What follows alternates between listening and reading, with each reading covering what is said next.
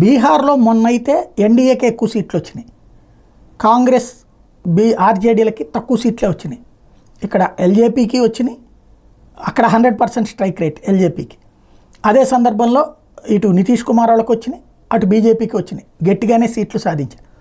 కానీ ఈ ట్రిప్ ఇక్కడ ఏంటంటే లాంగ్ స్టాండింగ్ సీఎం కావడం, దాదాపు 20 ఏళ్ళ నుంచి ఆయనే సీఎం. పార్టీలు అదే కూటములు మారుతున్నారు, కానీ తన పార్టీ అట్లాగే ఉంటుంది.